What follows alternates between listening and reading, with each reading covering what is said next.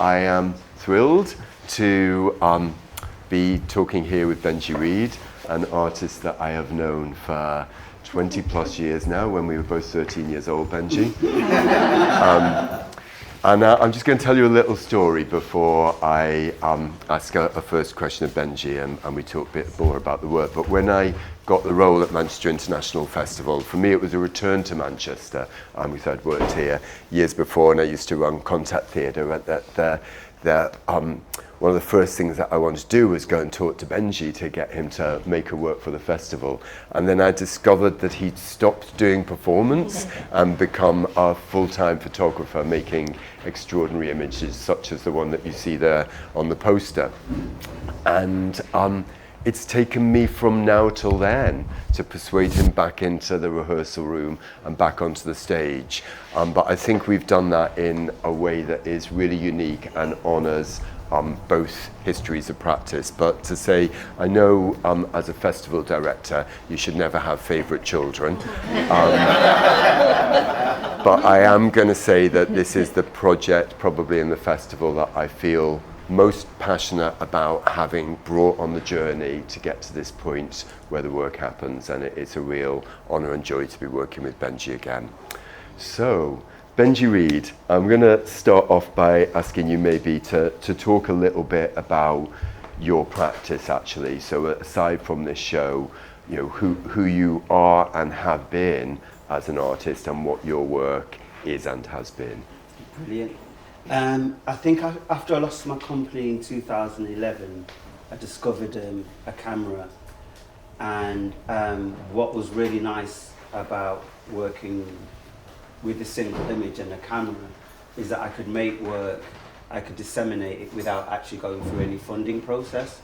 So in one sense it was kind of an act of freedom, it was an act of defiance, being able to make images or make something that was creative without going through the theatrical process, which is a whole machine. So discovering how to make images and using my daughter as the subject was really liberating. So the first time that I kind of I disseminated the pictures on Facebook, I got like 13 likes, and I'm like, okay, I'm doing good work.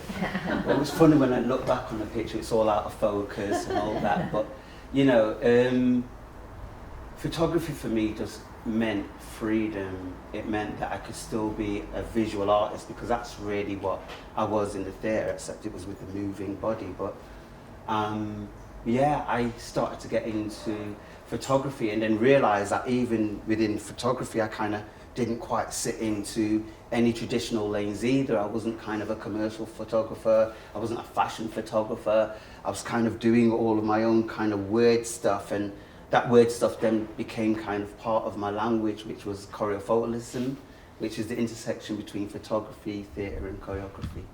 So I'm going to go back a little bit. And obviously that there was a moment for you, and we all know, you know, that there are many problems and challenges with the world of arts and performance, and particularly institutions, and the moment in which you said, you know what, that's your shit, and I'm going to leave you to deal with it, and I'm going to do my own thing. But before that, in that world, you were known actually as one of the pioneers of hip-hop theatre. And I remember, you know, when I first came to Manchester and you were doing that work, and there were other people like, you know, John Z and Rob Hilton, etc., doing that work. And of course, I'd just come over from New York, where people over in New York were creating this thing called hip-hop theatre in the early 90s. And there seemed like this really extraordinary dynamic, this extraordinary moment where theatre was embracing a very different set of languages and references. So there was a time in a way before that moment of separation where it felt incredibly vibrant and there were lots of possibilities. And could you talk a little bit about that time for you and what you were doing and what your work was in that moment? Yeah, actually it all started at the Oval House, and Corinne Johnson, you were the AD. I was in there. Yes. Cool. And what was really great was that it was at Oval House, and it meant that we were in a space that was cheap to hire, and mainly that started on a poetry platform. So it kind of had a cabaret kind of format where you could kind of do short sketches. So what it meant was that you could take lots of risks. And John Z. D was like this creative volcano, just great creative force. And we started working together. And he came up with this idea that he wanted to kind of do hip hop and theatre, marrying kind of MCing, but then kind of having dance elements. And we got together, and I would say for the first year and a half, it was just so dope. It was dirty. It was, it was 90 people packed into kind of a 60 seat auditorium where people were clambering to get hold of a seat. And when me and John Z kind of came on, it was like something that people hadn't seen before, because we're marrying the intricacies of popping, but then the dexterity of his lyrical play. And nobody had the skill at that point to kind of do this, or the imagination. So we thought we were the first people to do it over in the UK, but at the same time it was happening with people like Danny Hawk over in New York with Will Power, Sarah, and there was a bunch of our contemporaries that were doing it overseas. And what was really exciting for maybe about 2-3 years, it was about, for me anyway, and John Z, it was about pure black male expression. It was about us being able to communicate with our audience, because it was mainly a black audience at the time. It was church. The subjects that we were talking about, whether it was the police killings or just the way that we've been treated by the judicial system, or whether it was about black love or whatever it was, there was just this real fire that we were kind of creating live music videos, but with this dirtier edge. And I say like for 2-3 years, it was amazing because it hadn't caught on. It was a thing that people kind of found out about and then came to kind of see. And what was beautiful about that, there was just this one space where everything we was doing was really unique. All the ideas that were coming in were really, really fresh. And then maybe after about year 3, year 4, you started to kind of see derivatives of what we were doing, and then watered down versions of what we were doing, and then people that were into hip hop that were jumping on the bandwagon. And all of a sudden it kind of came this monster where it became this thing, hip hop theatre, and it became kind of euphemism for black arts and black dance. And then it became a problem, because all of a sudden, if a programmer had already got their hip hop theatre, then we couldn't be on it, because they only had one hip hop theatre per season. And it just became this thing where it was like, we built this house, and for me it felt like the walls were kind of closing in, because it stopped being free. It started to become a thing that you were working towards a commercial audience for.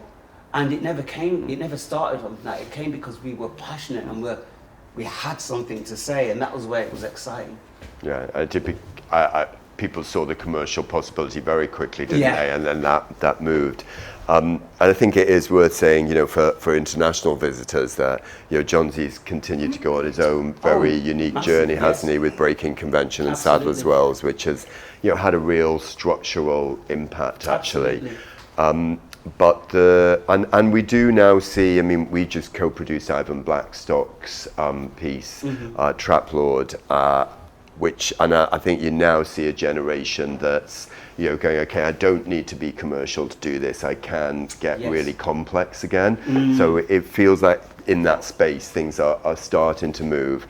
But I remember looking at your work and knowing work by people like Danny and Will, and in retrospect, and there was a difference in feel to what was happening over there and what was happening in the States. In retrospect now, seeing you emerge, very much as a visual artist, actually I sort of see that difference was that those guys were really narratively driven. It was about amazing storytelling, and you and John Z actually were coming from a much more visual perspective, from a choreographic perspective, and that there was that in a way difference between the two traditions, although huge respect between them as well, and lots of sharing. Would you say that's a fair comment? Yeah, I think that John Z was working a lot more with narrative as well, except his was kind of more in a song format. So, it would be kind of verse, chorus, verse, chorus, verse, chorus that was interspersed with kind of choreography. Whereas when you're talking about Will Power or you talk about Danny Hop, they're kind of like pure writers. Yeah. They're pure sort of storytellers, Yeah. not even necessarily. Well, Will came from poetry and Yeah. rap, but when we're talking about Danny Hop, he was kind of like a playwright, and he was writing short pieces that were self-contained one-man shows that were very narratively driven, and he was less physical but more character. Would I be right in that? And just to mention, probably the seminal piece of that time for me was 13 Mics, which is, of course, the piece that John Z.D. directed with Benji in, which was the most extraordinary and abstract exploration of what it is to be on stage, actually. So that was what I found really nice with that, was that intersection between it being a concert and kind of a play and a story. do you want to quickly describe that work for people? 30 mics. Asking me now. 30 mics was the premise. The premise was that hip hop was dead, and there was like 8 characters that all had their reasons why hip hop was dead. So, and it was done in song format, and each of them had a conversation with the audience about why the death of hip hop was happening, really. And that was, it kind of felt like a concert because we had a live band and 13 mics around the stage, and each microphone I would represent a different character that would have a different story or a different age. And that was the bait. I think all the premises were really, really simple.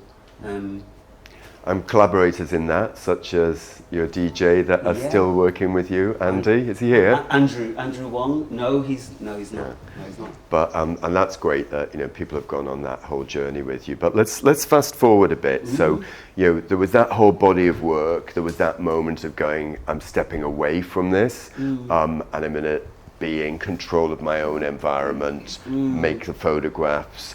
You didn't say the bit where you went from 13 likes on Facebook to many tens of thousands of people following on Instagram, a big, wonderful exhibition in London of the work, and a real sense that these images were starting to define a sensibility. So that's been a huge success for you. But then this rather annoying person came along and said, yeah, but wouldn't you like to still do something on stage as well? So could you talk a little bit about then the process of thinking about what photography and stage might be together, and how we got into the beginnings of this piece? Yeah, well, I just directed a piece with Keisha Johnson, Man on the Moon, and he was like, this is really good, but wouldn't you like to be back on stage? And I'm like, I'm really not interested. And I think the reason why is that I didn't like the high stakes of being on stage, because I've just been really fragile. And actually being a theatre performer, especially being a soloist, I wouldn't recommend it to anyone. It's scary, constantly touring by yourself, in that changing room by yourself, waiting to go on. It was like, oh, I'm not interested in that. And it's like, but what would happen if you mixed your theatre practice or dance practice with photography? And I was like, oh, that's a really interesting proposition. And I kind of came back to you after a couple of years, and you're like, no, that's not the. I'd be like, oh, what about this? And I kind of came to you kind of going, why don't I photograph this play? And you're like, no, that doesn't feel like it's right. And what I liked about what you did is says, I don't want you to work with any writers, but I really want you to think about what that marriage would be. So then I thought, how many people had asked me how I made my work? I thought, well, maybe that's the premise about how do I make my work? What if it's an invitation for audiences to kind of come into my studio and almost sit behind the camera and watch me make work? I think that could be quite interesting, because it would be live art rather than a theatre show. It would be really interesting, because now what I can do is I can explore visual making, visual storytelling, but also I can intersperse it with personal narratives. Because for me, the pictures on their own they're not strong enough unless there's a story that goes with them. So there's a lot of my work where I'm in flight, and the reason why I've been in flight is because it's the opposite of depression. It's about being free. It's all of them things, that being uplifted and lightness and black men and lightness and being in the air. And it was something that wasn't necessarily so prevalent at the time when I was doing it. But each time I would make a work, there would always be a caption underneath it talking about depression or isolation or whatever it was. So then I kind of came back to Johnny. He was like, oh, this sounds like a thing, right? He was like, us seeing you make work could actually be really fascinating. And now that we knew that it wasn't a dance piece and I'm not going to kind of be cutting those shapes, not that I can, but I'm not going to anyway, that it was an invitation for you to join me on the process, and I would then be able to take you into these really beautiful setups. So then we started, just after COVID, we started doing the R&D, and then you were like, so how many pictures do you want to make? And I'm like, I don't know. And he goes, well, how about 12? And I'm like, oh yeah, 12 sounds like, 12 pictures sound like, you know what I mean? If John says 12 pictures, there's 12 pictures. He says, how do you want it? I says, oh, it should be large scale. So now I'm like, wait a minute, I've dug myself a really big hole. Because it's large scale. And 12 pictures mean 12 setups. It's a lot. And then to make it work as a theatre piece. And I think that's the craft, and that's been the beauty. And actually, I love solving problems. Yeah. So for you to set that, I think, was really beautiful. But yeah, so what you've got is me making work, and then we have 3 metre by 5 metre screens, and I'm kind of in this little pillar box that almost looks like a camera's eye itself, and you get to see these huge pictures that I make throughout the stage, throughout the show. I think many people in the room are programmers and curators of work, so you'll know that vast oversimplification, but in some ways there are 2 types of processes with an artist. The one where, you know, it's quite incremental, and you know, the work grows and goes on a journey, and then sometimes somebody just sits down with you and goes, this is what I want to make, and you go, yeah, that's great, make that. And I think that was that meeting. You'd been looking at various adaptations, etc., that just didn't feel right, did they? And in some ways felt too close to what you'd been doing before the shift in practice. I fell back on what I knew. Yeah. I fell back on what I thought I knew. And what was really good with this is that you were like, you didn't say it actually, but in order to make this work, I had to really go out of my comfort zone. I mean, one, I very rarely let people video me when I'm taking pictures in my home, because I feel like it's a very private, personal practice. And because it was about shunning the outside world, my home is a sacred space. So one, to kind of take the sacred space into the public was one level, but 2, all my other house didn't work. You know, I had to find a new house for this. And it meant really stepping outside of my comfort zone into kind of these new spaces. But what's really beautiful is that I get to perform 99%, 100% back to the audience.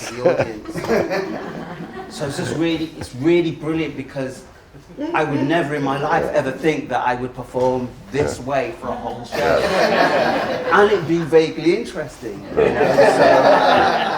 So yeah. That's partly because you've got 3 fantastic dancers on the stage as well. And the idea as you came to was really straightforward. I want to make a series of images that come from my practice as a photographer, so have that, you know, very visionary and mythological sort of and fantastical feel to them, but I want to pair them with stories from my life that are quite tough stories in many cases. Yeah. And so that sense that you would, in a way, show the 2 sides of Benji, but also the experience of being you in the world through the imaginative flights of the imagery, but the truth-telling of the testimonies, in a way. Yeah. That was the fundamental premise of the piece, and that was the bit where you went, actually, you know, if you can do that, that's the show that we want. Yeah. I felt like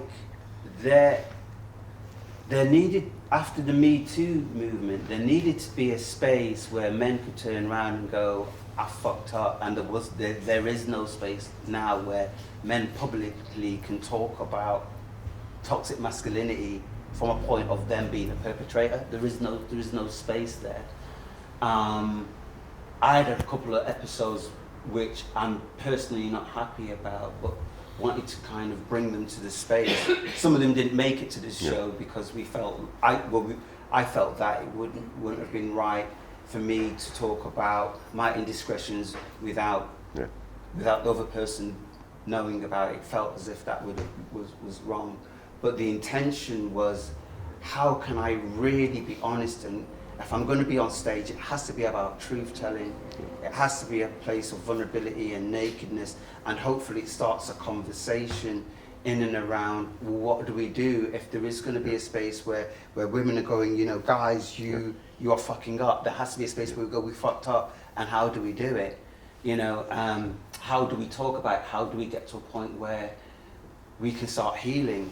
And part of the work is about healing, and personally for me it's about being able to speak out and have that in the personal space, so I heal in one sense. Does that make sense? Yeah, for sure. I mean, and it's incredibly honest and brave work in that sense, that it's, you know, it speaks to your experiences, both as someone who's experienced racism, and that's definitely in the piece, but also, you know, you own your masculinity within the work as well, and what the consequences of that has been, and in that sense, you know, it feels so present to this moment and so important for all of us to be able to watch and go, okay, where do I sit in that? You know, we can all fall into our comfortable positions, feel as though we know what we're doing, and you don't allow anybody to sit comfortably in the work. You invite us all to think about, what responsibility do we have?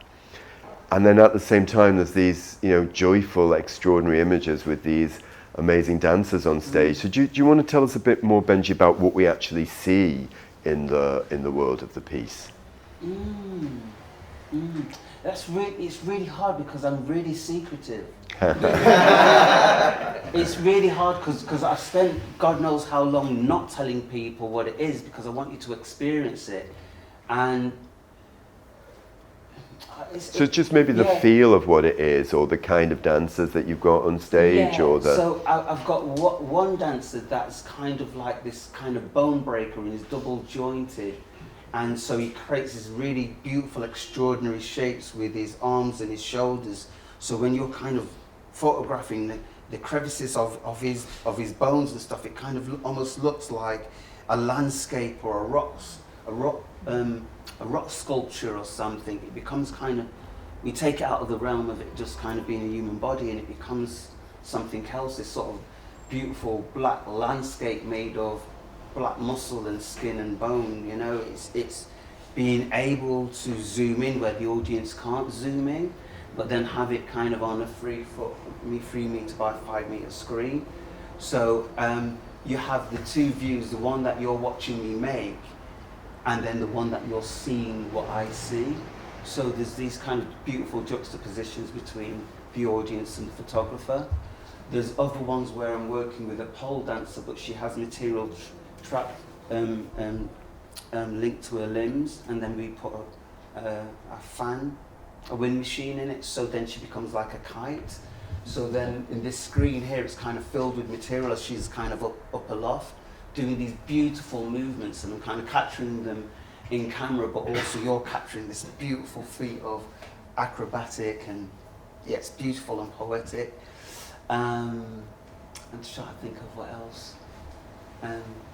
That's good. Yeah. I mean, I think, that Can I tell them about? You can tell them whatever you want. So, in some of my sort of seminal work, I'm kind of sort of sat aloft on a cloud, and it was wonderful how I discovered how to sit on a cloud at home, kind of, you know, tinkering around with lots of kind of wool and wooden sticks, and then eventually I made it big enough that was like bike size, and then I got on it and I was like, oh my God, I can sit on this cloud, and I was just like, oh, this black Mancunian that's like sitting on a cloud in his hip hop. It doesn't make sense, but for me it was like, oh, it's so sick. So then I've been working with these amazing kind of makers, and then we kind of constructed this cloud, and then made a lifting rig so we can actually get this guy to kind of float on a cloud in real life. And it was just like, it's just beautiful. So yeah. So there's this, when you're watching the work, having just seen a very early run through yesterday, there's essentially these 3 tracks. So there's what you see on the stage, the 3 performers and Benji, moving and creating these positions that are in themselves a beautiful picture. But then you've also got what the camera chooses to focus on, which might be a real detail of that picture that then comes up a little bit later. So there's a conversation between the choreographic composition on stage, which has its own dynamic and tensions and beauty, and the photographic composition, which makes a choice within that imagery. And then counterpointing those, you've got the narrative, which, and we should say you've done as a voiceover, which might be a story that is in a real tension actually to the image, and quite often the story will be much more grounded in a day-to-day reality, whereas the image is much more of a flight into another space. But essentially we're watching those 3 tracks play out their relationship. And that's really good that you pointed that out, John, because it feels like the work, these beautiful flights of fancy come out of something that's quite dark, and they're not necessarily in, I'm not talking about something dark and then it's the same image being realised. I'm not doing that, but that I'm kind of trying to illustrate to the audience that out of the depth of darkness can come this real beauty. And that was the thing that was, we talked about really early on, that we weren't kind of going, oh, I'm going to fly and talk about flying, and then it wasn't illustrative in that way. Yeah, brilliant.